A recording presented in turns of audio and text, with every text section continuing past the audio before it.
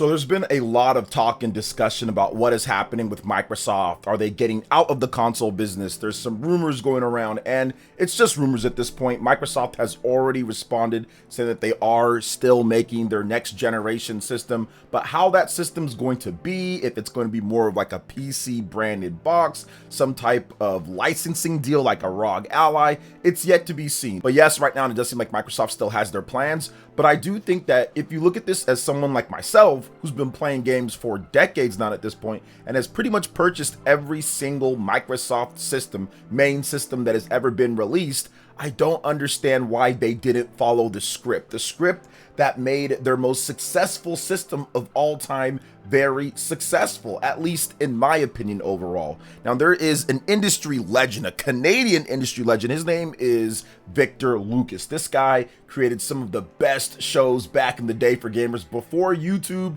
before you can just go get on-demand content with all these different creators creating whatever you want on any game. Guys like Victor Lucas was making shows like Electric Playground and Judgment Day and entertaining gamers and actually giving me inspiration to do what I'm doing right now. And he had a very good comment that I want to talk about, and I think that it's very important when it pertains to Microsoft, Sony, and Nintendo, and I would say the cautionary tale of pursuing something where the medium does not need to be pursued as hard as they did. So Victor Lucas on Twitter said this: some thoughts. Great games sell consoles. Game publishers should not abandon physical media. Games are not a service.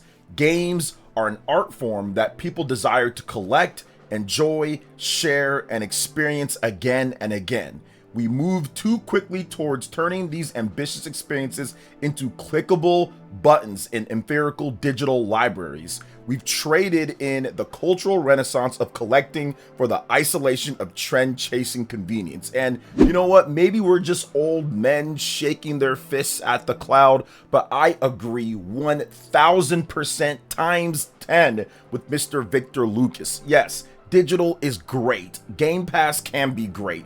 The PlayStation Plus can be great. The expansion pass that Nintendo has can be good, but that should not be swapped, changed, and I would say thrown all in or thrown away for what we used to do, which is actually making sure that we have physical releases. Even if you're not a physical guy, that's okay. Still doing physical releases with every single one, or at least trying to do that. Still having actual games that you go in there and buy. And I think that Microsoft has found out after their test case from purchasing nearly $100 billion of acquisitions over the last nearly 10 years and how they've essentially been pretty much, I would say, almost phased out at this point when it comes to console sales. Their Xbox Series does not sell well compared to the Nintendo Switch 1 that sold over 153 million compared to the PlayStation 4 that has sold 100 plus million compared to the PlayStation 5. That's over 80 million and heading on its way to 100 million. And the Nintendo Switch 2, which is off to a great start and is probably hovering around 9 to 10 million units so far at this point. So if you're looking at it,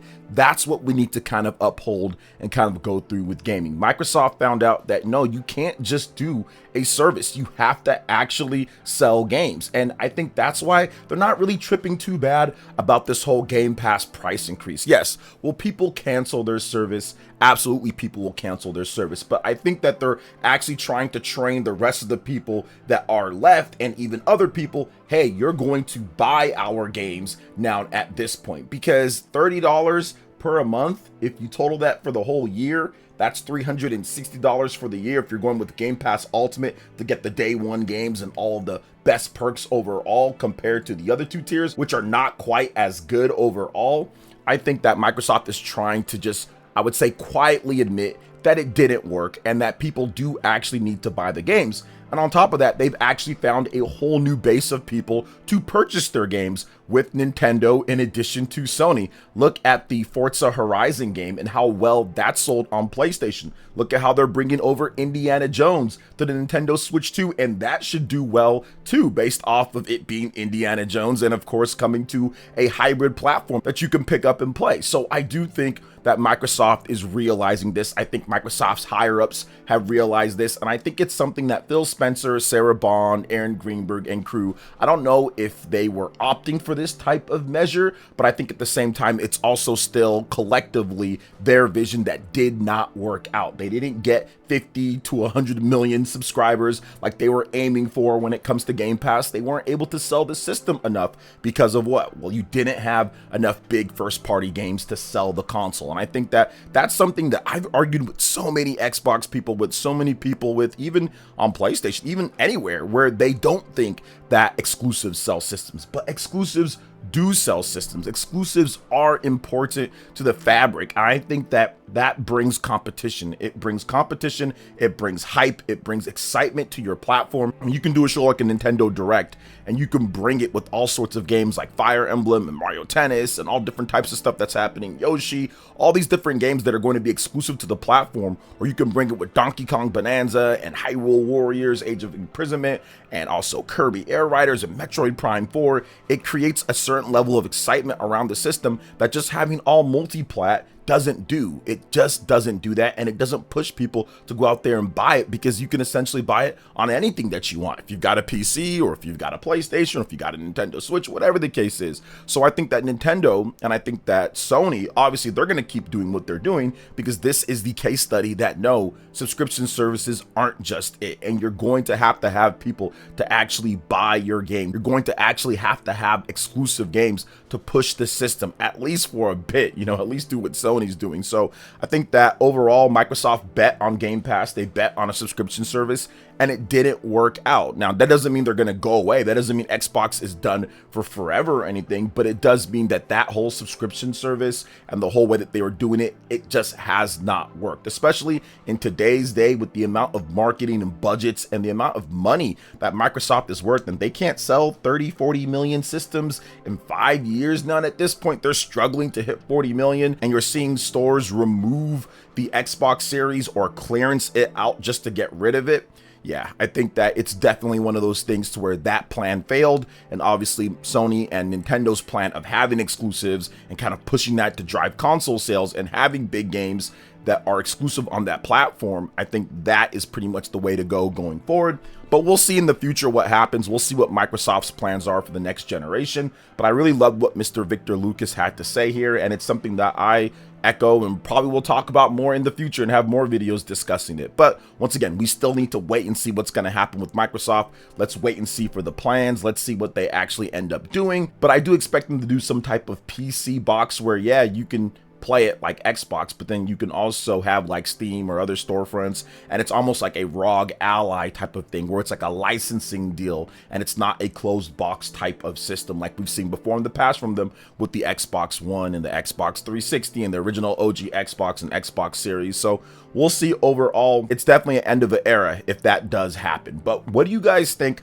when it comes down to this? You can let me know in the comment section below. Before we get to the next topic though, please make sure you hit that like button, subscribe if you're someone new, and click that notification bell to get my videos as soon as they drop. All right, let's go ahead and get into this next thing here, because it looks like we might have a leak for a popular game coming to Xbox and the Nintendo Switch 2. Shout outs to Necro Felipe from University Nintendo. He's talking about this, a new rumor, because Blooper Team has modified the official page for Silent Hill 2 in the list of platforms. The section gained 2 additional slots, and it's speculated that the game may come to the Nintendo Switch 2 and the Xbox Series S/X. Now, this was via Reddit, gaming leaks and rumors, and yeah, there are 2 extra slots there, and it would make sense this was a timed exclusive with Konami, Blooper Team, and Sony. Silent Hill 2 did already great on PC and on PlayStation, so I think at this point, since it's been so long, I think it's time to go ahead and bring it over to other systems afterwards, and I think that it actually do pretty decently when it comes to Xbox and Nintendo overall. It's an old school horror game.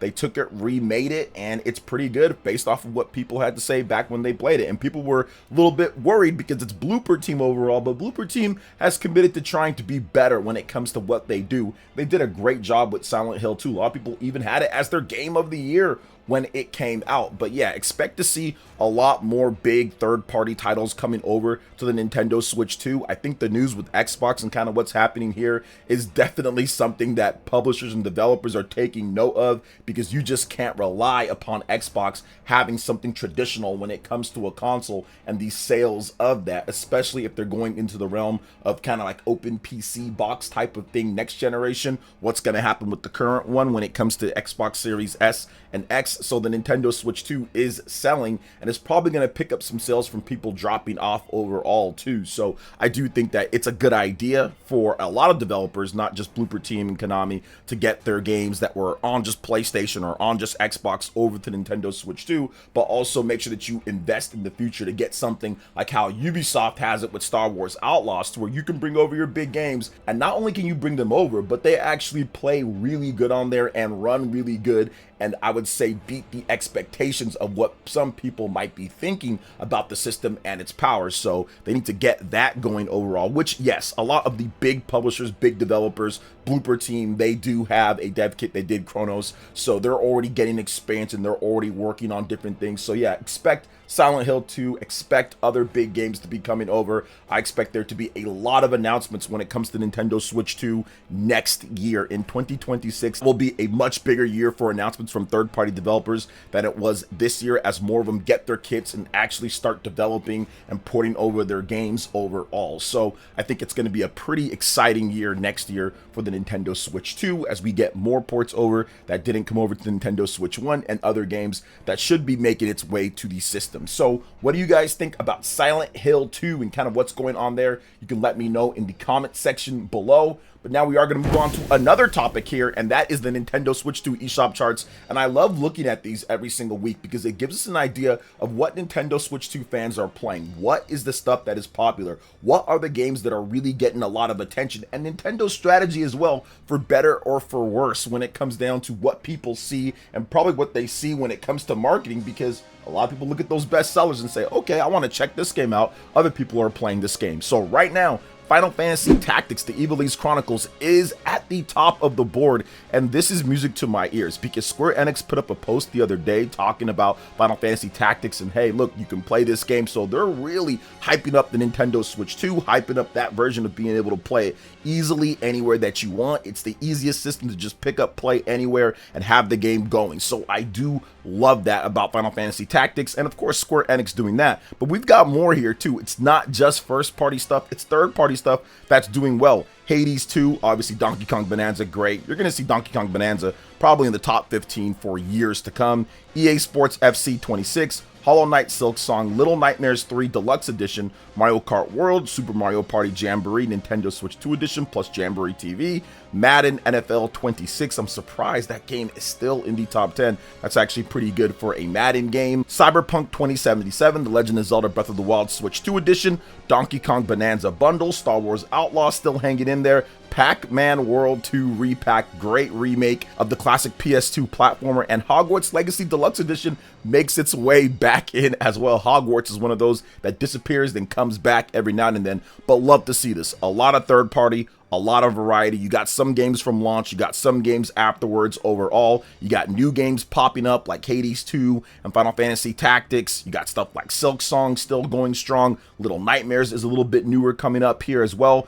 Plus the staples of The Legend of Zelda, Donkey Kong Bonanza, of course, and Mario Kart World, Super Mario Party. These games are going to be in the top 15 for a while. So I love to see this overall. A lot of JRPGs from Nintendo and other companies too, kind of making it in there overall. So yeah, it's definitely a good thing to see a game like Final Fantasy Tactics: The Ivalice Chronicles up at the top. I know Square Enix definitely banked on this game quite a bit. They were really hyping it up, promoting it, making sure people talked about it. They did some YouTuber ad stuff with the game as well. It's a great title. I think they did spend a lot of time taking it because source code from like PS1 and old school games, sometimes it's spaghetti, and we know that Square Enix sometimes did not take the best care of the code. So getting it to modern platforms, it's harder than you might think that it is. So I'm glad that they did such a great job You can play the original, you can play the new one overall. They just didn't have some of that extra content from some of the re-releases from the game. But overall, this is one of the better remasters that Square Enix has ever done, and one of the better remasters out there when it comes to a PS1 game brought over to newer systems. I mean, remember how Chrono Cross worked out at first? That was somewhat a disaster. They were able to patch it up and make it a lot better, but this time, this one launches with much better results overall with Final Fantasy Tactics: The Ivalice Chronicles, and they're being rewarded with that with a #1 on the eShop so far, ahead of Hades 2 and Donkey Kong Bonanza. But remember, real quick here, guys, this is based off of revenue, not based off of total sales, so just keep that in mind. So some of these games might have actually sold more, but depending on how it's priced, it could be higher, even though it's not selling more copies. So there's also that as well, and it's for the past 3 days. So interesting stuff nonetheless, and I can't wait to see the rest of the year when some of the big games come out. Pokemon Legends ZA is coming very soon here. Overall, you've got Hyrule Warriors Age of Imprisonment, Kirby Air Riders, and Metroid Prime 4 that should all be in this top 15 this year. So that's going to be exciting to see where they all kind of place out. So what do you guys think about everything that we talked about here? Let me know in the comment section below. All right, guys, that wraps it up for this video here. Thank you so much for watching. I do appreciate it. Please make sure you hit that like button, subscribe if you're someone new, click that notification bell, and check out my other Nintendo Switch 2 RPG content and more right here on screen. Thanks for watching, and we'll catch you guys for the next one. Peace.